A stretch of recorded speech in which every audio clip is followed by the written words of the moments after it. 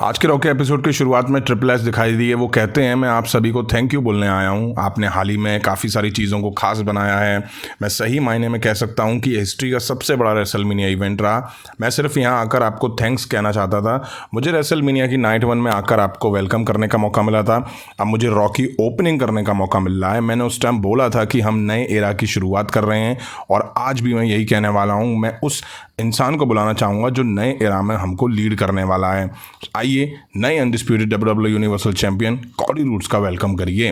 अब Cardi roads की entry होती है, सीरियसली बहुत अजीब सा लग रहा था देख के, क्योंकि इस टाइटल को पिछले काफ़ी टाइम से हम रोमन रेंस के पास देख रहे थे। न्यू डिज़ाइन है ना, इसलिए वो वाइज मैन का टाइटल लेके आना, वो रोमन रेंस का टाइटल लेके खड़ा होना, बहुत कुछ मिस कर रहा हूँ आज।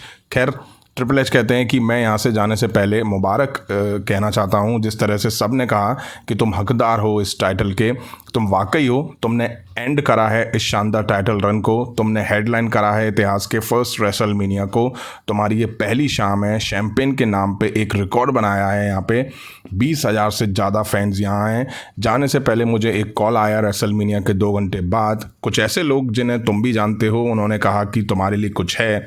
तो मैंने कहा कॉडी को क्यों, सबको दिखाऊंगा, क्योंकि यहाँ एक रिकॉर्ड बन गया है अटेंडेंस का। तो कॉडी रूड्स ये तुम्हारे लिए तभी एक वीडियो पैकेज चलाया जाता है जिसमें कॉडी रूड्स के चैंपियन बनने की जर्नी होती है। कॉडी अब टाइटल को रिंग में रख के उसे किस करते हैं। अब कॉडी रूड्स कहते हैं सो रॉ आफ्टर मेनिया फिलाडेल्फिया किस बारे में बात करनी है। मुझे लगा कि मुझे पता था मुझे किस बारे में बात करनी है। हाँ, मैंने सुना है समंथा, तो मैं पता ही होगा कि तुमसे मैं क्या पूछना चाहता हूँ।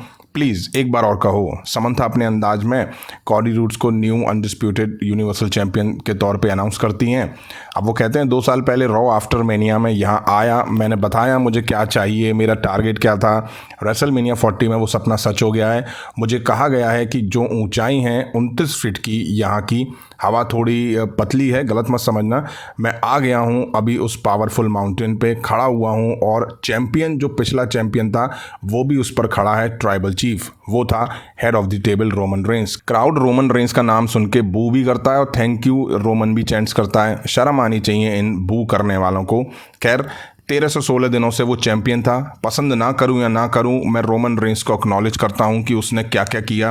वो सबसे बेहतर सुपरस्टार है इस जनरेशन का। शुक्रिया उसका, मेरे जनरेशन का इंपॉर्टेंट सुपरस्टार है वो, और मैं वो स्टार हूं जिसने उसे हराया है। पता है क्या एक बड़ी चीज़ पूछी जाती है कि आप क्यों कर रहे हो, आप क्यों बलिदान देते हो। आप यहाँ का सेटअप देखो, ये बड़ा घर, ये ट्रक्स। मैं आपको बताना चाहूँगा। फिर कॉडी रूड्स अपनी बेटी की एक वीडियो दिखाते हैं। वो मेरी लेबी गर्ल है, घुंघराले बाल हैं। जब फादर काम जाता है तो वो काम करने नहीं, मेन इवेंट करने जा रहा है। पापा लड़ते हैं तो वो लड़ नहीं रहा है, वो चैंपियन होने के नाते लड़ रहा है। ये अलग कंडीशन है मेरे लिए। अब ये लाइन मेरे लिए लगेगी जिस लाइन में कुछ टाइम पहले मैं खड़ा था।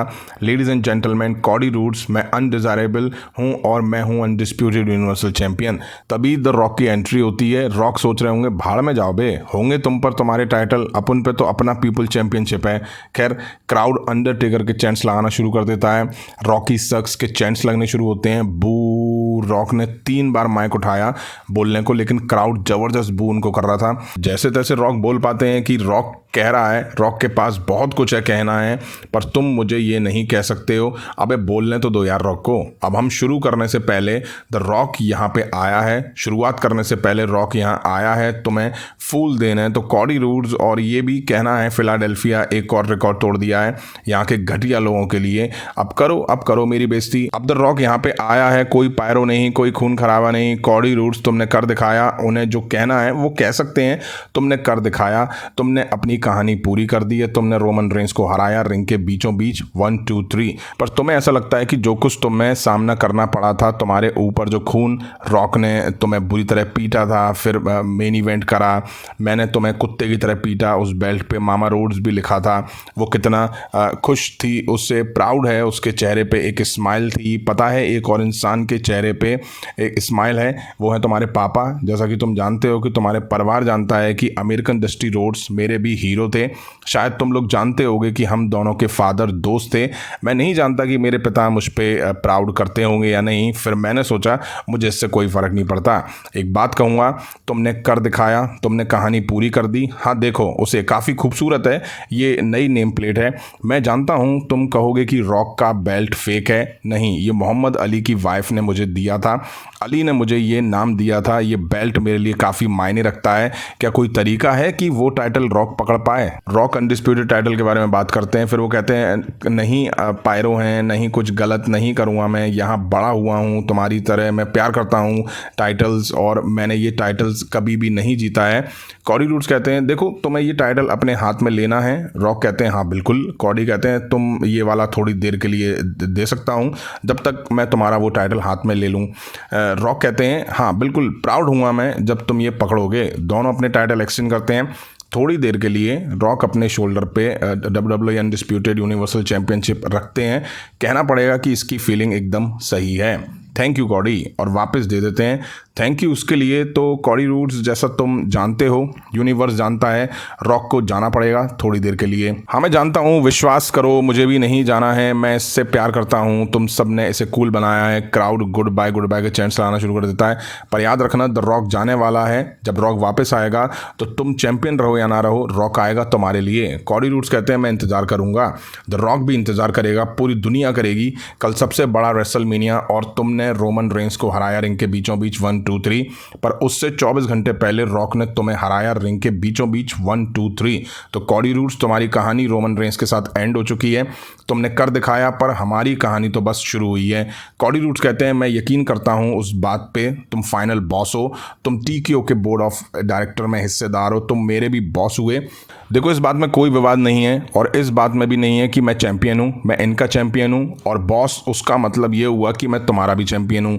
रॉक कहते हैं तुम उनके चैंपियन, तुम वर्ल्ड के चैंपियन, तुम मेरे भी चैंपियन हो। कॉडी रूड्स, एक आखिरी चीज़ है फाइनल बॉस जाने से पहले तुम्हें देना चाहता है। No pyro. रॉक पॉकेट में से कुछ निकालते हैं और कॉडी रूड्स को देते हैं। रॉक कहते हैं हाथ खोलना भी नहीं, तुम्हें जानने की ज़रूरत भी नहीं है, बिना हाथ खोले भी तुम जान लोगे। कभी भी मेरा दिल मत तोड़ना, जब भी तुम इसे स्मेल करोगे the final boss is cooking. Rock इसके बाद निकल जाते हैं। अब मैं Nakamura versus NXT champion Ilya Dragunov के बीच मैच देखा, जिस मैच में NXT चैंपियन जीत जाते हैं। जीतेगा भी भाई वही, क्योंकि चैंपियन जो है। अब रिंग में जजमेंट डे के मेंबर बैलर कबाब में हड्डी और जेब कतरा दिखाई दिए। बैलर कहते हैं सारे जलने वाले, सारे वो लोग जिन्हें डाउट है कि रिहा रिप्लाई बेकी लिंच को नहीं हरा सकती, हर वो इंसान जिन्हें लगा कि डेमियन प्रीस्ट कैश इन नहीं कर सकता, वो चैंपियन नहीं बन सकता, तुम सबको मैं कहूँगा तुम गलत थे। अब डॉम माइक लेता है और भाई साहब बू सुनाई देती है। डॉम बोलता है स्टिल वुमेन्स वर्ल्ड चैंपियन मेरी मामी रिहा रिप्लाई। तभी उनकी एंट्री होती है।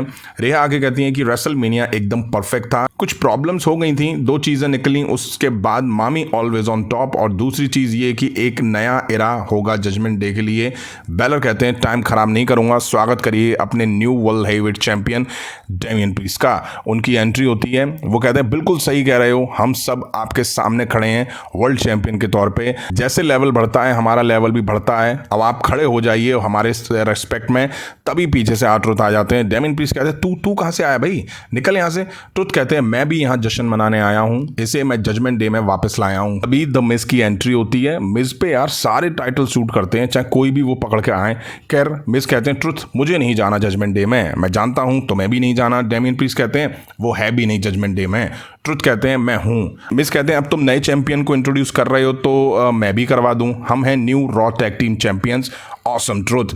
बैलर कहते हैं तुम्हें लग रहा है कि मजाक किया है, बहुत हंसी आ रही है, सबसे छोटा टाइटल रन रहने वाला है तुम दोनों का, तुमने हमारा जश्न खराब करा है, आओ इस टाइटल को दाव पे लगाओ। ट्रुथ कहते हैं सुनाई अच्छा दे रहा है, केवल 3 ही हैं हम यहाँ। बैलर कहते हैं 3? कौन 3? हम एक 6 मैन टैग टीम मैच में मिज और एक गाइज है जिसे तुम देख नहीं सकते। मिज कहते हैं मैं तुम्हारे पार्टनर को असली में देखना चाहता हूँ। अब ट्रुथ कुछ बोलने वाले थे, तभी पीछे से जजमेंट डे इन दोनों पे अटैक करके रिंग के बाहर फेंक देते हैं। अब हमें मिज ट्रुथ वर्सेस बैलर कबाब में हड्डी जेब कतरे के बीच 2 on 3 हैंडीकैप मैच दिखा। ट्रुथ को फंसा के दबा के मार देते हैं। मिज आके तीनों को हैंडल करने की कोशिश करते हैं, बट जजमेंट डे को मोमेंटम मिलता है और वो मिज में भी मार देते हैं। मिज ट्रुथ की तरफ से जॉन सीना आ जाते हैं। टैग मिलते ही जॉन सीना जजमेंट डे की खाट खड़ी कर देते हैं। तीनों मिलके नकल शफल लगाते हैं और तीनों मिलके एटीट्यूड एडजस्टमेंट दे के पिन करते हैं और मैच जीत लेते हैं। अब हमें Indi Hartwell versus NXT women champion Roxanne Perez के बीच एक मैच दिखा, जिसे रॉक्सन परेज ने जीत लिया। अब new intercontinental champion Sami Zayn दिखाई दिए। वो आके बोलते हैं कि मैं अपने दिल से ये बात कह रहा हूँ, ये काफ़ी मायने रखता है जो आप कर रहे हो मेरे लिए। मैं लकी हूँ कि पिछले 2 सालों में रेसलमेनिया के मंच पे मैंने काफ़ी कुछ किया। इस साल मैंने रेसलमेनिया में कुछ ऐसा करना था कि मैं कुछ ऐतिहासिक करूं और मैंने ये कर दिखाया। तुम्हें पता है ये पूरी सच बात नहीं है, इतिहास गंथर ने बनाया। तुम बू कर सकते हो लेकिन तुम उससे ये बात नहीं छीन सकते। 666 दिन तक वो चैंपियन था, बेस्ट इंटरकॉन्टिनेंटल चैंपियन है वो हर दौर का, पर मैंने उसे हरा दिया। बात करते हैं इस बारे में क्योंकि मैं पूरा क्रेडिट नहीं ले सकता, मुझे काफ़ी हेल्प मिली है, हर आदमी से हेल्प मिली है, तुम सबसे हेल्प मिली है। आगे बढ़ने में मेरी बीवी, मेरे बच्चे से मिलना मेरी हेल्प हुई है। मेरा भाई केविन ओवंस वहाँ था, उसने मुझे फायर अप करा। एक और आदमी है जिसने मुझे हेल्प करी, तभी यहाँ काइजर और विंसी की एंट्री होती है।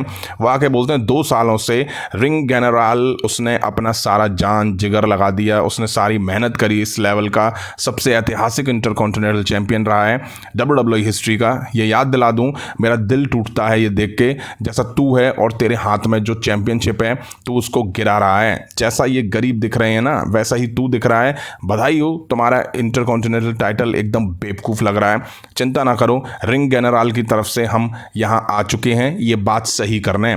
अब विंसी और काइजर सैमी ज़ेन को घेरने की कोशिश करते हैं, तभी चैट गैबल भी आ जाते हैं। अब हमें Chad Gable Sami Zayn versus Vinci Kaiser के बीच एक टैग टीम मैच देखने को मिला। बढ़िया मैच देखने को मिला इन दोनों टीम के बीच में, जैसे सैमी ज़ेन और चैट गैबल ने जीत लिया। अब हमें फुल सी चेल्सी वर्सेस जेड कारगिल के बीच एक मैच दिखा। शर्म आनी चाहिए एडम पियर्स को ये मैच बुक करने से पहले। बाइसिकल किक और मूव दिया, मैच कारगिल ने जीत लिया। ये तो यार तौहीन हुई फुल सी चेल्सी के साथ। अब टाइम था मेन इवेंट मैच का, जहां हमें world heavyweight championship number 1 contender fatal 4-वे मैच दिखा, जो कि Drew McIntyre versus Jey Uso versus ट्रकनुमा ब्रॉन्सन रीड वर्सेस रिकोचे के बीच दिखा। मैच से पहले ड्रू मैकिंटायर आके कहते हैं म्यूजिक बंद करो। जो हुआ रात को वो बकवास था। 5 मिनट 40 सेकंड उतना ही मेरा मूवमेंट था।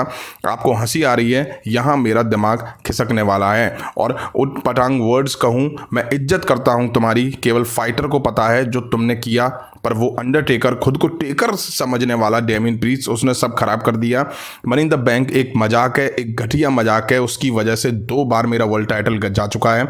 डेमियन प्रीस्ट मैं तेरे पीछे आ रहा हूँ, तू एक ट्रांजिशन चैंपियन है, मेरी निगाह तेरे टाइटल पे रहेगी। जो फिनिश हुआ वो सीएम पंक, तुझे पता नहीं है तेरा क्या होगा पंक। वो एक्सीडेंट नहीं था, वो गलती से नहीं हुआ। आंखों में आंखें डाल के मैंने कहा, जैसे ही मैंने तुझसे अपनी निगाह हटाई और तूने मुझे गिरा दिया और मुझ पर अटैक करा। तुझे लग रहा था कि मैं तुझे परेशान कर रहा था, मुझे पता है तू छुप जाएगा, महीनों के लिए गायब होगा, न तेरा सबसे कमजोर होने पे मैं वार करूंगा। अब रिकोशे और ट्रकनुमा आपस में बढ़ जाते हैं, उधर ड्रू मैकिंटायर और जे ऊसो बढ़ जाते हैं। रिकोशे टॉप रोप से तीनों पे शानदार मूव लगाते हैं। ड्रू मैकिंटायर और ब्रॉन्सन रीड के बीच तगड़े पंचेज और चॉप्स चलते हुए दिखाई दिए। भाई साहब, ड्रू मैकिंटायर ने ब्रॉन्सन रीड को उठा के पटक दिया। तीनों मिलकर ड्रू मैकिंटायर पे सुपर किक लगाते हैं, फिर ब्रॉन्सन पर रिकोशे और Jey Uso double super kick लगाते हैं। बढ़िया मैच देखा इनके बीच, एक्शन से भरपूर मैच था। अब रिकोशे और ब्रॉन्सन रीड तो अनाउंस टेबल पर ढेर पड़े हुए थे।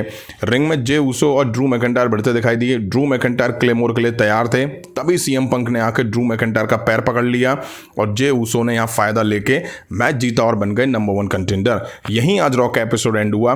कॉडी रूड्स और रॉक का प्रोमो बहुत बड़ा था। आई थिंक 40 से 45 मिनट का प्रोमो था, जो कि शायद 25 मिनट के आसपास एंड हो सकता था, बट इसे इतना लंबा खींचा गया, पता नहीं क्यों, क्योंकि उसमें जो बातें थी वो 20-25 मिनट में हो सकती थी। खैर, रॉक कहीं ना कहीं कॉडी रूड्स को लेकर सॉफ्ट दिखाई दिए और प्रेज भी करते हुए दिखाई दिए, जो कि शायद रोमन रेंज और वाइजमैन को पसंद नहीं आएगा।